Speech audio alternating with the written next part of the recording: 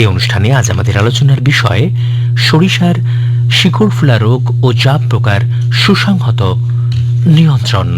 এ বিষয়ে আলোচনার জন্য স্টুডিওতে উপস্থিত আছেন দুই কৃষি বিশেষজ্ঞ, ডক্টর প্রদীপ কুমার গিরি, সহ কৃষি অধিকর্তা, ডায়মন্ড হারবার 1 নম্বর ব্লক, জেলা দক্ষিণ 24 পরগনা, এবং নাজির উদ্দিন আহমেদ, সহ কৃষি অধিকর্তা, মগরাহাট 1 নম্বর ব্লক। আর আপনাদের সঙ্গে স্টুডিও প্রান্তে আছি আমি অরিজিৎ গঙ্গোপাধ্যায়। যে সমস্ত কৃষক বন্ধুরা রেডিও সেটের প্রান্তে রয়েছেন তারা আমাদের অনুষ্ঠানে সরাসরি অংশগ্রহণ করতে পারেন 22131342 এই নাম্বারে ডায়াল করে। যারা কলকাতার বাইরে আছেন তারা আমাদের অনুষ্ঠানে অংশগ্রহণ করতে চাইলে প্রথমে 033 ডায়াল করুন, তারপর চলে আসুন 22131342 এই নাম্বারে। এখন সরাসরি চলে যাব আজকের আলোচনায়। আজ আমাদের আলোচনার বিষয় সরিষার শিকড় ফুলা রোগ ও জাপ পোকার সুসংহত নিয়ন্ত্রণ।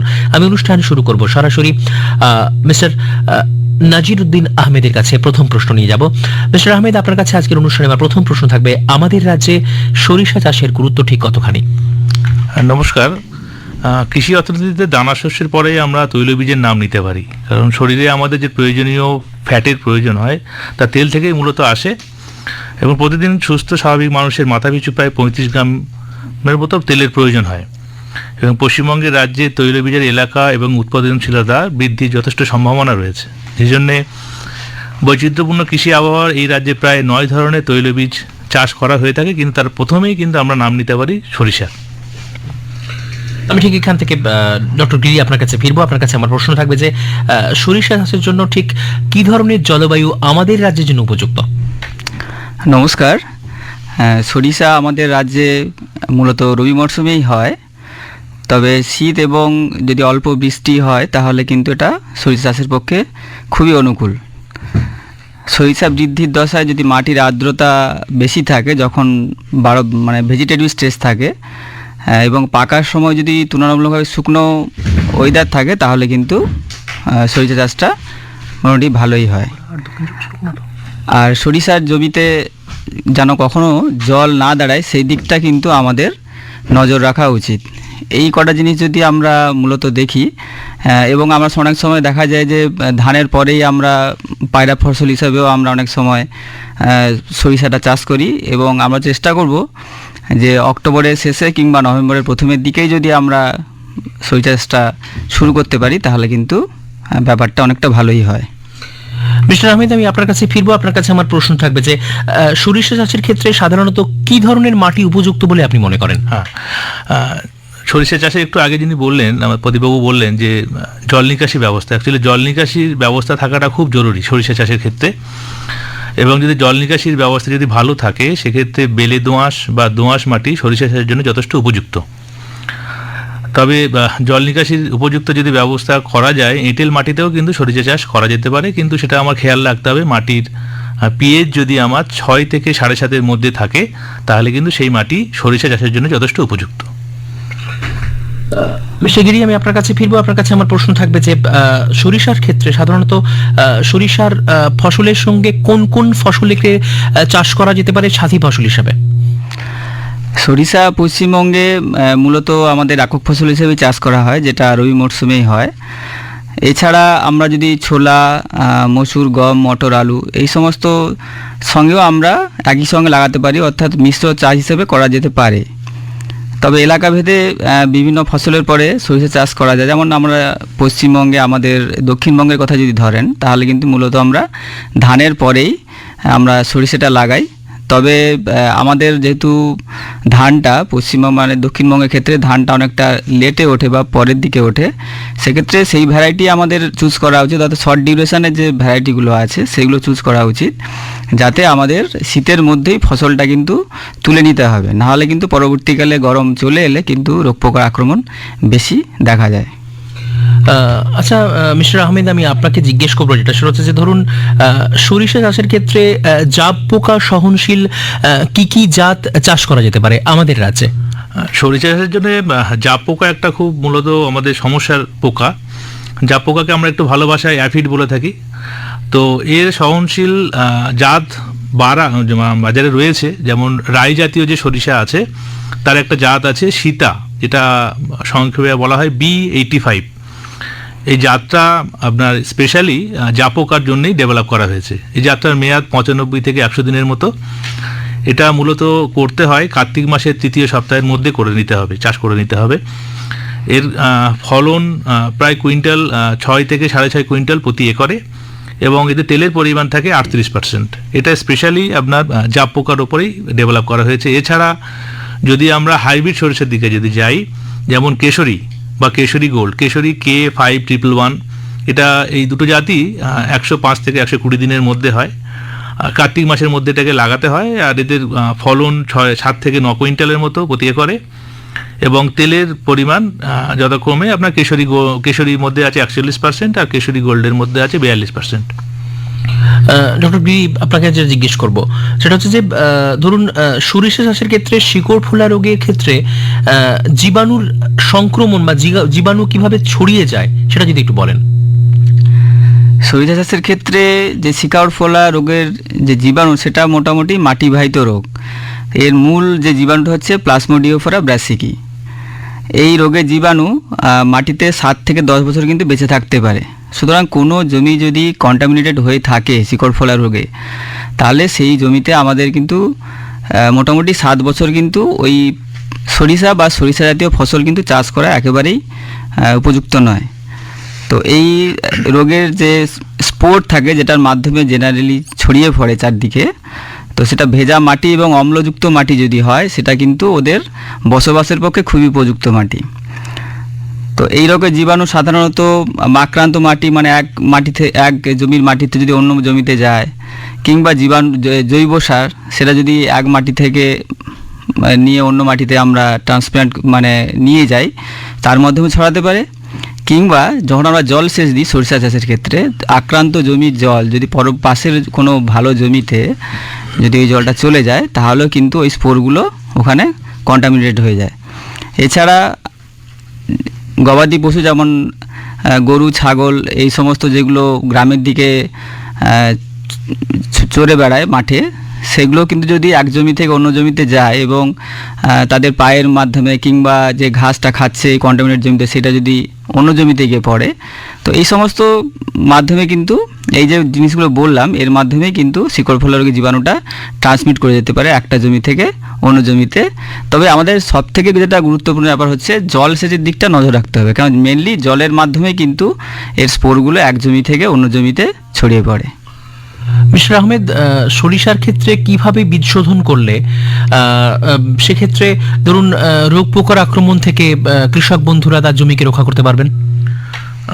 অ্যাকচুয়ালি বীজের হারে যদি আমরা যাই, সরিষার অ্যাকচুয়ালি বীজের হারটা খুব নির্ভর করে, যে আমি খুব গুরুত্ব দিতে হয়। সরিষা তো 3 রকম হয়ে থাকে, একটা সাদা সর্ষে হয়, একটা রাই সর্ষে হয়, একটা টরি সর্ষে হয়। তো এই 3 রকম সর্ষের কিন্তু বীজের হার কিন্তু প্রায় একই রকম, 2.5 থেকে 3 কেজি প্রতি একরে লাগে। এবং যদি আমরা হাইব্রিড করে থাকি, একটু আগে যেটা আমরা বলছিলাম কেশরী বা কেশরী গোল্ড, এই হাইব্রিড যদি আমরা যদি চাষ করতে চাই, তাহলে কিন্তু বীজের পরিমাণ অনেক কম লাগে, প্রায় 1 কেজির কাছাকাছি আমাদের একর প্রতি দিলে আমরা সেই চাষটা সম্পন্ন করতে পারবো। আর অবশ্যই যেটা মাথায় রাখা দরকার সেটা হলো বীজ শোধন, যেটা আপনি বললেন যে কিভাবে প্রতিরোধ করতে পারি। আমরা তো অনেকেই করে থাকেন, কিন্তু অধিকাংশই আমরা বীজ শোধনের দিকে যাই না। খরচ কম, সময় খুব সহজ, অল্প সময়ের মধ্যে হয়, কিন্তু সেটা যদি আমরা দিয়ে যেতে পারি তাহলে কিন্তু সর্ষের মধ্যে একটা ভালো পরিবর্তন বা ভালো প্রতিরোধ ক্ষমতা আসে। তো আমরা জানতে পারি যে কি দিয়ে বীজ শোধন করব, কারণ আমরা বলি যে প্রতি কেজি বীজের জন্য 2.5 গ্রাম ক্যাপটান বা থাইরাম অথবা কার্বেন্ডাজিম প্রতি লিটার জলে 2 গ্রাম করে দিয়ে প্রতি কেজির সঙ্গে মিশিয়ে যদি আমরা বীজ শোধন করতে পারি, তাহলে কিন্তু আমাদের সরিষার বীজ খুব ভালো তৈরি হবে এবং পরবর্তীতে তার ইফেক্টটা জানা যাবে। ডক্টর গিরি, কিভাবে জমি তৈরি করলে কৃষক বন্ধুরা তার জমিকে রোগ পোকার আক্রমণ থেকে বাঁচাতে পারবেন? যে কেউ চাষের ক্ষেত্রে জমি তৈরিটা একটা প্রধান ফ্যাক্টর হয়ে দাঁড়ায়। তার কারণ হচ্ছে আমরা যে জমিটা ভালোভাবে তৈরি করি, অর্থাৎ যে বীজটা আমরা বপন করব তাকে গ্রো করার জন্য বা তার বৃদ্ধির জন্য কিন্তু উপযুক্ত পরিবেশটা আমাদের তৈরি করে দিতে হয়। তো সরিষার ক্ষেত্রে কিছু কিছু জায়গায় যেখানে খুব ধানটা পরে ওঠে, অর্থাৎ নভেম্বর মাসের শেষের দিকে কিংবা ডিসেম্বরের প্রথমে, সেখানে কিন্তু আমরা পয়রা ফসল হিসাবে চাষ করি। সেক্ষেত্রে জমি তৈরি আর কোনো ব্যাপার থাকে না, অর্থাৎ স্ট্যান্ডিং যে ধান থাকে আমাদের, সেই ধানের মধ্যেই কিন্তু আমরা ধান কাটার 7 থেকে 10 দিন আগে আমরা ছড়িয়ে দিই, যাতে রেসিডুয়াল যে ময়েশ্চারটা থাকে সেখান থেকে জার্মিনেটটা করে যেতে পারে বীজটা। এছাড়া যদি নর্মাল আমরা জমিতে যেখানে ধান উঠে যাওয়ার পরে আমরা যদি বেশ কয়েকবার নাঙল দিয়ে দিতে পারি আড়াআড়িভাবে, এবং তারপর যদি মই দিয়ে মাটিটাকে খুব ভালোভাবে ঝুরঝুরে এবং গুঁড়ো গুঁড়ো করে নিতে হবে। তবে মাটি যদি আমরা দেখি রসের যদি কোনো অর্থাৎ জলে যে ঘাটতি থাকে, সেক্ষেত্রে আমাদের হালকা জলসেচ দিয়ে তারপরে আমাদের কিন্তু বীজটা বপন করতে হবে এবং সরিষার চাষটা করতে হবে। আমি মিস্টার আহমেদের কাছে ফিরবো। মিস্টার আহমেদ, আপনার কাছে আমার প্রশ্ন থাকবে যে সরিষা চাষের ক্ষেত্রে জাব পোকা বা শিকড় ফোলা রোগ প্রতিরোধ করার জন্য সার প্রয়োগের মাত্রা ঠিক কিরকম হওয়া উচিত? সারটা একটু খুব গুরুত্বপূর্ণ একটা দিক, যেটা আমরা অনেক সময় অতিরিক্ত প্রয়োগ বা কম প্রয়োগে কিন্তু গাছের বিভিন্ন রকম ক্ষতি দর্শায়। জাব পোকা বা শিকড় ফোলা রোগ প্রতিরোধ করতে যদি আমরা চাই, তাহলে যদি আমরা সারের দিকে নজর দিই, তো যদি বিনা সেচের যদি জমি হয়ে থাকে, তাহলে নাইট্রোজেন, ফসফেট, পটাশের রেশিও হবে 24-12-12, এটা একর প্রতি। এবং আর একটা চাপান দিতে হয়, যেটা 30 থেকে 35 দিন পর। সেখানে ফসফেট আমরা দেবো না, নাইট্রোজেন আর পটাশ দেবো 14 এবং 7 অনুপাতে একর প্রতি। আর যদি সেচযুক্ত এলাকা জমি যদি হয়ে থাকে, তাহলে সেক্ষেত্রে আমরা নাইট্রোজেন, ফসফেট, পটাশ মাত্রা একটু কমে আসে, সেখানে 14-7 প্রতি একরে এই রেশিওতে আমরা নাইট্রোজেন, ফসফেট, পটাশ দিতে পারি। এবং 30 থেকে 35 দিন পরে, যেটা একটু আগে বললাম, নাইট্রোজেন এবং পটাশ আমরা দেব, সেটা 14 এবং 7 অনুপাতে প্রতি একরে দেব। আচ্ছা ডক্টর গিরি, আপনার কাছে আমার একটা প্রশ্ন থাকছে, সেটা হচ্ছে যে ধরুন যদি রোগ পোকার আক্রমণ কমাতে চায় কোনো কৃষক বন্ধু, সেক্ষেত্রে তার জমিতে তিনি কিভাবে বীজ বপন করবেন, মানে সেই বীজ বপনের সঠিক পদ্ধতিটা কি? অ্যাকচুয়ালি বীজ যদি আমরা সারিতে বুনি, যে কোনো ফসলের ক্ষেত্রে আমরা বলি যে বীজ সারিতে বোনা এবং সারি থেকে সারির মধ্যে একটা নির্দিষ্ট দূরত্ব যদি আমরা বজায় রাখি, তাহলে কিন্তু জমিতে আলো বাতাসটা ভালো খেলে এবং রোগ পোকার আক্রমণ কিন্তু অনেকটা কমে যায়। স্বাভাবিকভাবে রোগ পোকার আক্রমণ করলে আপনার চাষের খরচও কমবে এবং আপনার কিন্তু লাভটাও বাড়বে। তো সেক্ষেত্রে আমরা সরিষার ক্ষেত্রে যদিও আমরা ছিটিয়ে বুনি, ম্যাক্সিমাম চাষি ভাইরা তাই করেন, যদি ছিটিয়ে বোনেন তাহলে খুব পাতলা করে আপনাকে বুনতে হবে। অর্থাৎ বিঘেতে আপনার 33 শতকে যদি আপনার বিঘে হয়, তাহলে আপনার মোটামুটি ওই 800 থেকে 850 গ্রাম বীজটা রাখলেই ভালো, এর বেশি দিলে কিন্তু ঘন হয়ে যাবে। এছাড়া যদি আমরা সারিতে বুনি, সেক্ষেত্রে দুটো সারির মধ্যে অন্ততপক্ষে 30 সেন্টিমিটার আপনাকে দূরত্ব বজায় রাখতে হবে। আর ছিটিয়ে বোনার ক্ষেত্রে কিন্তু ছিটিয়ে বোনার পরে হালকা জৈব সার ছড়িয়ে আমাদেরকে কিন্তু একটা হালকা মই দিতে হবে, যাতে আপনার বীজটা ঢাকা পড়ে যায়। এবং যদি মাটিতে যদি সেচের অভাব থাকে, তাহলে হালকা জলসেচ দেওয়া যেতে পারে। মিস্টার আহমেদ, আপনার কাছে আমি প্রশ্নে ফিরবো যে সরিষা চাষের ক্ষেত্রে অন্তর্বর্তীকালীন পরিচর্যা কেমন করে করলে বা কিভাবে করলে জাব পোকা বা শিকড় ফোলা রোগের হাত থেকে কৃষক বন্ধুরা রেহাই পেতে পারেন? একটু আগে যেটা স্পেসিং সাহেব বললেন, আমি একটু আপনার অন্তর্বর্তী পরিচর্যা দিকে যদি যাই, সর্ষে গাছ যদি ঘন হয়ে যায়, তাহলে কিন্তু তার ফলন কিন্তু অনেকটা ব্যাহত হয়। সেই জন্যে যদি আমরা সারিতে যদি সর্ষে চাষ করে থাকি, তাহলে 15 থেকে 16 দিন পর 10 সেন্টিমিটার অন্তর চারা রেখে বাকি চারা যেগুলো এক্সেস চারা থাকবে, সেগুলো আমরা তুলে ফেলবো। এ সময় আগাছা যখন আমরা এই গাছ যখন তুলবো, যে আগাছাগুলো জমিতে থাকবে, সেই আগাছাগুলো আমাদেরকে তুলে ফেলতে হবে। আর সরিষা আরেকটা ভাবে বপন করা হয়, সেটা হলো ছিটিয়ে বোনা হয়। সেক্ষেত্রে প্রতি বর্গমিটার জায়গায় 35 থেকে 40 এরকম সুস্থ চারা রাখা যেতে পারে। বাকি চারাগুলো তুলে ফেলতে হবে, তার সঙ্গে সঙ্গে আগাছাগুলো আমাকে কমিয়ে ফেলতে হবে। ডক্টর গিরি, আমি আপনার কাছে ফিরবো। আপনার কাছে আমার প্রশ্ন থাকবে যে শিকড় ফোলা রোগ প্রতিরোধ করার জন্য জলসেচের সময় সাধারণত কি কি বিষয়ের ওপর বা কি কি ভাবে মানে একজন কৃষক বন্ধু তার জমিকে নজরে রাখবেন, সে বিষয়ে যদি একটু বলেন। অ্যাকচুয়ালি জমিতে আমাদের প্রথমেই বলেছি যে বোনার সময় যদি জল না থাকে, তাহলে হালকা জলসেচ দিয়ে আপনাকে বীজটাকে বুনতে হবে। এবার বীজ বোনার মোটামুটি 20 থেকে 25 দিনের মধ্যে কিন্তু আপনাকে হালকা সেচ দিতে হবে। আর যদি ভারী মাটি বা এঁটেল মাটি হয় তবে চাপান সার চাপান সারটা সেচের আগে দিতে হবে, তারপরে আপনাকে সেচ দিতে হবে। আর হালকা মাটি হলে সেচের জল যদি থিতিয়ে যায় তারপরে কিন্তু সারটা প্রয়োগ করতে হবে। তার কারণ হচ্ছে যদি আপনি হালকা মাটি বা বেলে দোআঁশ মাটি এই সমস্ত মাটিতে যদি আমরা সারের পরে যদি আমরা জল সেচটা দিই তাহলে কিন্তু সারটা কিন্তু অনেকটাই লিচিং লস হয়ে যায়, অর্থাৎ মাটির তলায় চলে যায় এবং গাছ সেটা খুব একটা নিতে পারে না। তো এই সব দিকে নজর রেখে আমাদের জলটা দিতে হবে। আর সেচের ক্ষেত্রে যেটা দেখা যেতে পারে যে আমাদের যেগুলো কন্টামিনেটেড জমি অর্থাৎ আক্রান্ত জমি যদি কোথাও হয়ে থাকে তো সেই জমি জল যাতে অন্য জমিতে না যায় সেইটা কিন্তু আমাদেরকে খুব ভালোভাবে নজরে রাখতে হবে। যে সমস্ত কৃষক বন্ধুরা রেডিও প্রান্তে রয়েছেন তারা আমাদের অনুষ্ঠানে সরাসরি অংশগ্রহণ করতে পারেন 22131342 এই নম্বরে ডায়াল করে। যারা কলকাতার বাইরে আছেন তারা আমাদের অনুষ্ঠানে অংশগ্রহণ করতে চাইলে প্রথমে 033 ডায়াল করুন, তারপর চলে আসুন 22131342 এই নম্বরে। আজ আমাদের আলোচনার বিষয় সরিষার শিকড় ফোলা রোগ ও জাব পোকার সুসংহত নিয়ন্ত্রণ। আমি অনুষ্ঠানে ফিরবো, আমি অনুষ্ঠানের পরবর্তী অংশে সরাসরি মিস্টার আহমেদ আপনার কাছে ফিরবো। আপনার কাছে আমার প্রশ্ন থাকবে যে জাব পোকা নিয়ন্ত্রণের জন্য বীজ বপনের সময় সঠিক সময়ে ঠিক কখন হওয়া উচিত? সর্ষে চাষে জাব পোকা লাগা না লাগাটা পুরোটা নির্ভর করে আমি চাষটা কখন শুরু করছি। যদি তার আগে বা পরে হয়ে যায় তাহলে কিন্তু আমার জাব পোকা লাগার বা অ্যাফিড লাগার কিন্তু সমূহ সম্ভাবনা থেকে যায়। জাব পোকার আক্রমণ যদি একবার ভালোভাবে লেগে যায় আমাদের জমির ফলন 60 থেকে 90% মানে মোটামুটি ধরা যেতে পারে পুরো ফসলটাই নষ্ট হয়ে যেতে পারে। সাধারণত অগ্রহায়ণ মাসের শেষ থেকে পৌষ মাসের মাঝামাঝি পর্যন্ত এই পোকার আক্রমণ সব থেকে বেশি শুরু থাকে আর কি। সেক্ষেত্রে যদি আমরা আগে বীজ বুনে থাকি তাহলে কিন্তু আমার ওই জাবের আক্রমণটা কিন্তু অনেক সময় পাবে না। আর একটা জিনিস মাথায় রাখা দরকার, যে আমরা অনেক সময় দেখে থাকি যে মাঠে বন্ধু পোকা থেকে থাকে। যদি মাঠে লেডি বিটেল বা ক্রাইসোলার বা বন্ধু পোকা যদি থাকে তাহলে তখন ওষুধ স্প্রে না করেও কিন্তু আমরা জাব কিন্তু এই পোকার মাধ্যমেই প্রিডেটার হিসেবে সেগুলোকে নষ্ট করে দেয়। কিন্তু আমাকে মাথায় রাখতে হবে আমি যখন চাষটা করছি, যেটা একটু আগে আমি কতগুলো জাতের সম্বন্ধে বললাম, লাগানোটা কিন্তু খুব গুরুত্বপূর্ণ বিষয় এই ক্ষেত্রে। ডক্টর গিরি, আমি আপনাকে জিজ্ঞেস করব যে প্রশ্নটা সেটা হচ্ছে যে শিকড় ফোলা রোগ আক্রমণ হয়েছে কিনা সেটা কিভাবে একজন কৃষক বন্ধু বুঝতে পারবেন? শিকড় ফোড়া রোগটা প্রাইমারি অবস্থায় কিন্তু বোঝা যায় না। আপনার যখন বীজ বুনলেন, যখন গাছটা সবে গ্রো করা শুরু করলো তখন কিন্তু বোঝা যায় না। এটা মোটামুটি লক্ষণটা ধরা পড়ে 30 দিন পর থেকে বীজ বোনার।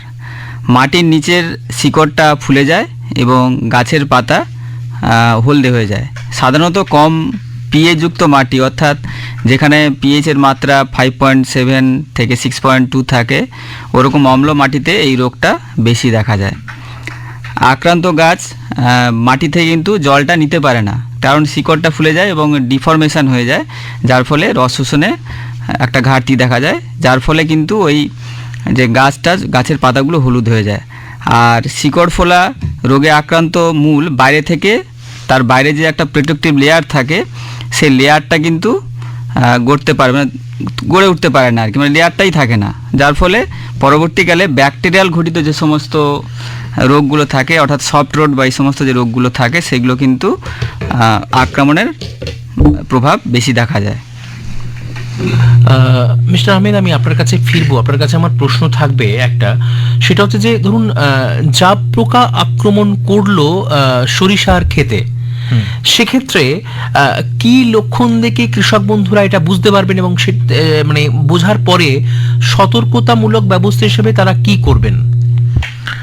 আসলে অ্যাকচুয়ালি জাব পোকা লাগা শুরু হয় গাছের বর্ধিত অংশে, মানে উপরের দিকে, ডগার দিকে, এবং এই পোকাটা খুব সহজেই ভিজিবল হয়। কারণ দেখবেন যে এই পোকাটা দেখতে ছোট ন্যাসপাতি আকৃতির হয় এবং খুব ছোট সাইজ, মানে 2 মিলিমিটার পর্যন্ত লম্বা হতে পারে এরা। এদের গায়ের রং ফ্যাকাশে সবুজ অথবা সবুজাভ হলুদ বর্ণেরও হতে পারে। এরা ডানা ছাড়া হতে পারে বা ডানা যুক্তও হতে পারে এবং এরা উঠতেও পারে। সরিষার জাব পোকার আক্রমণের লক্ষণগুলো হলো গাছের পাতাগুলো এবং কাণ্ড এরা কচি ফল থেকে বা পাতা থেকে রসগুলো নেবে, যার ফলে কী হয়, পাতাগুলো আস্তে আস্তে কোঁকড়াতে শুরু করে এবং গাছ দুর্বল হয়ে পড়ে এবং বৃদ্ধি তার আস্তে আস্তে কমে যায়।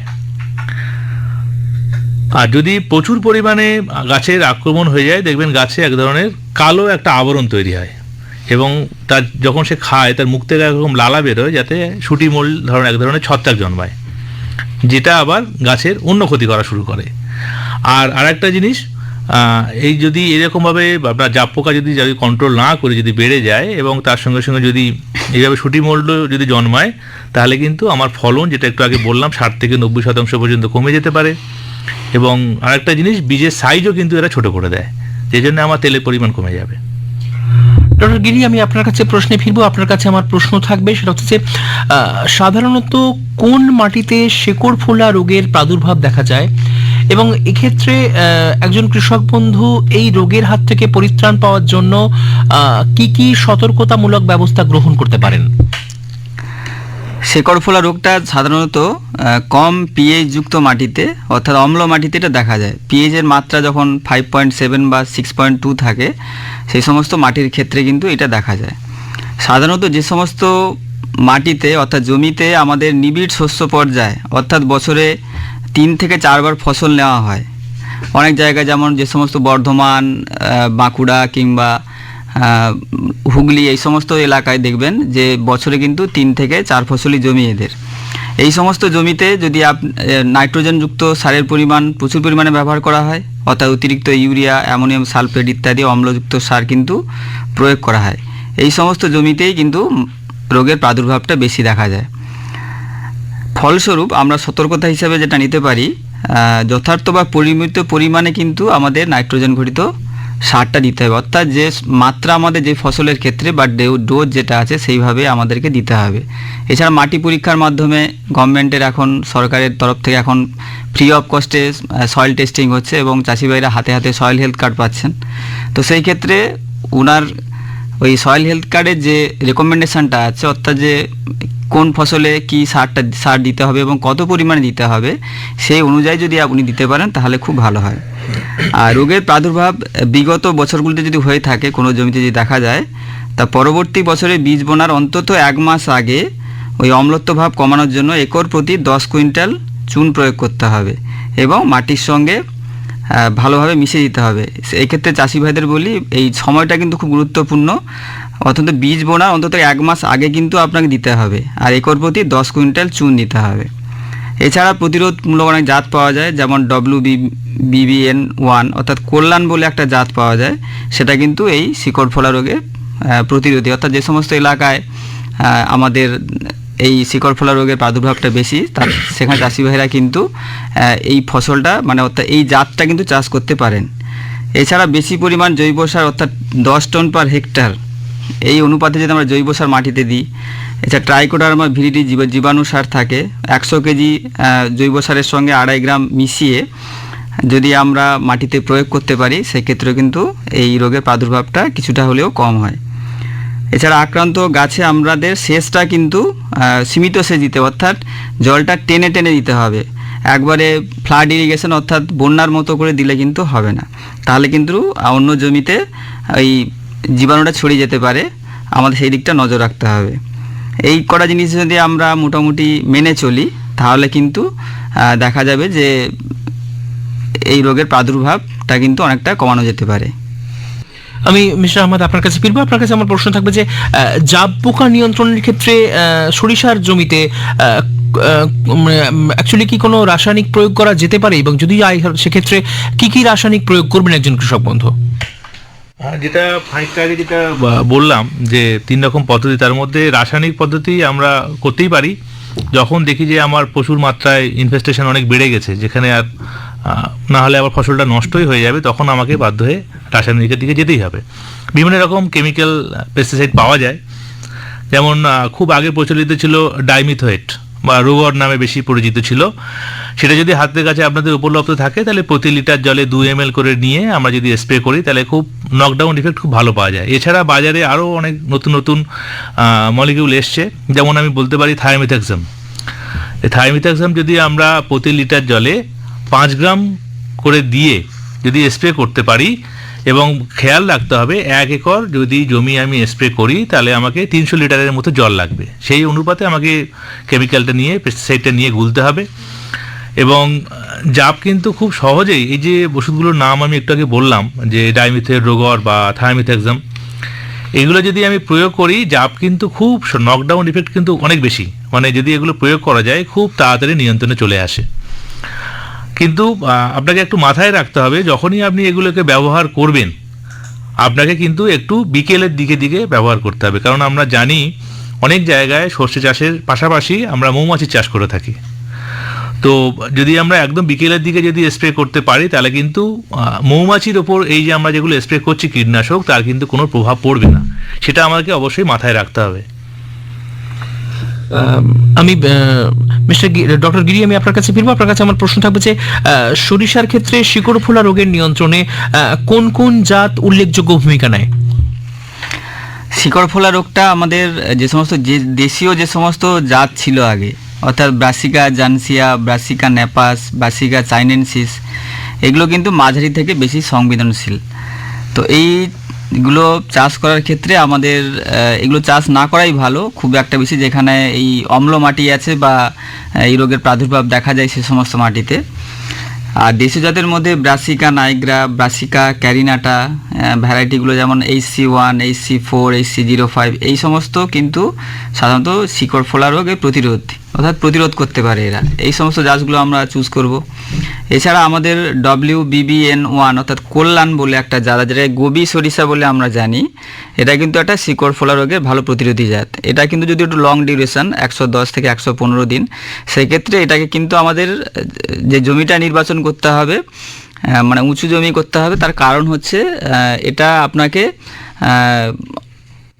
অঘ্রাণ মাসের শেষ বা কার্তিক মাসের প্রথমের মধ্যে কিন্তু আপনাকে লাগিয়ে দিতে হবে, অর্থাৎ বপন করে দিতে হবে। না হলে যেহেতু এর ডিউরেশনটা বেশি, মোটামুটি প্রায় 3 মাসের ফসল, 3 মাস নয় 4 মাসের ফসল, তো সেক্ষেত্রে এই ডিউরেশনটা কিন্তু মাথায় রেখে করতে হবে যাতে আমরা শীতের মধ্যেই কিন্তু আমরা ফসলটাকে তুলে নিতে পারি। না হলে কিন্তু আবার সেই আমার বক্তা যেটা বলছেন যে জাপ পোকার একটা আক্রমণের প্রাদুর্ভাব দেখা যায় গরম পড়ে গেলে, স্যাঁতসেঁতে ওয়েদার হলে। তো সেই ক্ষেত্রে আমাদের এইটুকু নজর রাখলে, তাহলে যেটা আমাদের করতে হবে যে একটু আগে বুনতে হবে এবং সময় মতো ফসলটাকে শীতের মধ্যেই তুলে নিতে হবে। মিস্টার আহমেদ, আমি খুব সংক্ষেপে আপনার কাছে জানতে চাইবো যে সরিষার ক্ষেত্রে অন্যান্য কি কি রোগ পোকার প্রাদুর্ভাব লক্ষ্য করা যায় এবং কিভাবে এর নিয়ন্ত্রণ সম্ভব? সরিষা আমরা এবছর আমরা দেখেছি যে এবছর বর্ষা প্রায় অনেক দিন পর্যন্ত ছিল, যে জন্য আমাদের সর্ষে চাষটা কিন্তু সময়টা অনেক ফেলে এসেছি আমরা। এখনও কিছু কিছু জায়গায় সর্ষে লাগানো চলছে, তো যত তাড়াতাড়ি সম্ভব, কারণ এখন যথেষ্ট পরিস্থিতি আমাদের অনুকূলে চলে এসে, যদি সরিষা কেউ পেয়ে থাকি বা লাগানোর ইচ্ছা প্রকাশ করে থাকি আর বেশি যেন দেরি না করে থাকি আমরা, কারণ যদি সময়ে আমরা তাড়াতাড়ি লাগাতে পারি তাহলে কিন্তু পরবর্তী দিকে আমার রোগ পোকার প্রাদুর্ভাব কিন্তু অনেক কম থাকবে, বিশেষ করে জাপ পোকাটা। শুধু জাপ পোকার পাশাপাশি কিন্তু সরিষার আরও অনেকগুলো রোগ হয় এবং পোকাও লাগে, সেগুলো আমি খুব সংক্ষেপে বলছি আপনাকে। যেমন হোয়াইট মোল্ড বা সাদা মরিচে আমরা বলে থাকি, সরিষাতে লেগে থাকে। অল্টারনেরিয়া ব্লাইট, পাতা ঝলসানো একরকম রোগ হয়, বা ডাউন মিলিউ, হ্যাঁ, এটা যেমন পাতা আস্তে আস্তে শুকিয়ে যায়। এছাড়া অরবাঙ্কি বা পাউডারি মিলিউ বা ব্যাকটেরিয়াল ব্লাইট, এই ধরনের রোগ কিন্তু আমাদের সরষে গাছে কিন্তু লেগে থাকে। আর পোকার দিকে যদি আমরা বলি, জাপ পোকার পাশাপাশি আমাদের আর যে পোকাগুলো আছে, যেমন বিছা পোকা বলে থাকি, করাত পোকা, কাটুই পোকা বা ফ্রি বেটল পোকা, এই পোকাগুলোও কিন্তু আমাদের সরিষা গাছে প্রভূত ক্ষতি করে থাকে। তো আমরা অনুরোধ করব কৃষক ভাইদেরকে যে আপনারা চাষের যখন বেশি ক্ষতি হচ্ছে রোগ বা পোকার কারণে, আপনারা অনুগ্রহ করে আপনাদের নিকটবর্তী যিনি কৃষি আধিকারিক আছেন তার সঙ্গে একবার পরামর্শ করবেন। যদি আপনাদের বুঝতে কোনো অসুবিধা হয়, আশা করব তিনি আপনাকে সঠিকভাবে গাইড করবেন। ধন্যবাদ। এতক্ষণ শুনলেন কৃষি বিভাগ পশ্চিমবঙ্গ সরকার আয়োজিত লাইভ ফোন ইন অনুষ্ঠান আমরা চাষ করি আনন্দে। আজ শুনলেন সরিষার শিকড় ফোলা রোগ ও জাপ পোকার সুসংহত নিয়ন্ত্রণ।